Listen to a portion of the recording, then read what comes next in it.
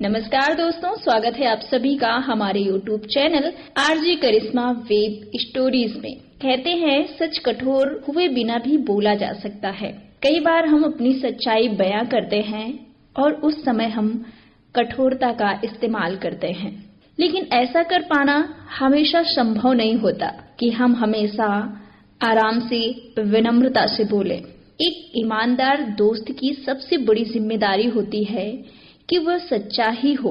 कुछ लोग कड़वे सच से बचने के लिए ऐसे चापलूस दोस्तों का चुनाव करते हैं जो उनकी पसंद की बातें बोलते हैं और वे इस बात को अच्छी तरह से जानते हैं कि उनके दोस्त सच्चे नहीं हैं। हम उनकी सच्चाई को जानते, परखते और समझते हैं, फिर भी खुद को हम धोखा देते हैं।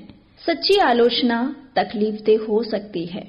अगर कोई हमारे बारे में हमारी सच्चाई बोले तो वो कुछ वक्त के लिए तकलीफ दे सकती है।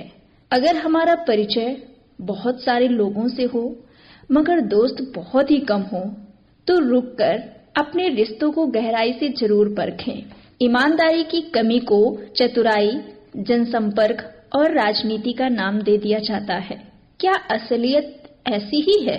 झूठ बोलने के साथ सबसे बड़ी समस्या यह है कि आदमी को अपने झूठ याद रखने पड़ते हैं, लेकिन ईमानदार के लिए दृढ़ता और वचनबद्ध की जरूरत होती है।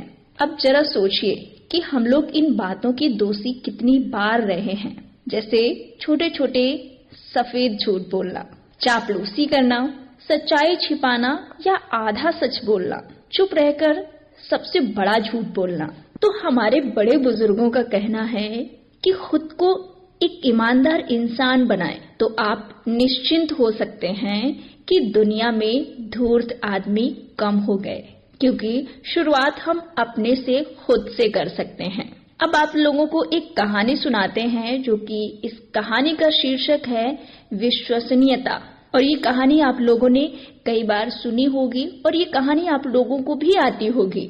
उस चरवाहे की कहानी है। हम सभी जानते हैं, जो भेड़िया आया चिल्लाता था। उस लड़के ने गांव वालों को परेशान करके मजा लेने की सोची और एक दिन वो चिल्लाया, बचाओ बचाओ भेड़िया आया। गांव वालों ने उसकी आवाज सुनी और उसे बचाने के लिए दौड़ गए। जब वे वहां पहुंचे तो उन्होंने देखा कि वहां कोई भेड़िया नहीं था और वो भेड़े चराने वाला बच्चा उन पर हंसने लगा। गांव वाले उसकी बात को अनसुना करके वो सब वहां से चले गए। अगले दिन उस लड़के ने फिर से वही चाल खेली, क्योंकि उसको मजा आ रहा था। उसने फिर से चिल्लाया, बचाओ बचाओ भेड़िया आया। गांव वाले फिर बिना कुछ सोचे समझे उसकी मदद के लिए दौड़ पड़े, लेकिन उस लड़के ने उन गांव वालों का फिर से मजाक बनाया और वो हंसी का पात्र बने। उन्होंने कुछ नहीं कहा और चुपचाप वापस आ गए।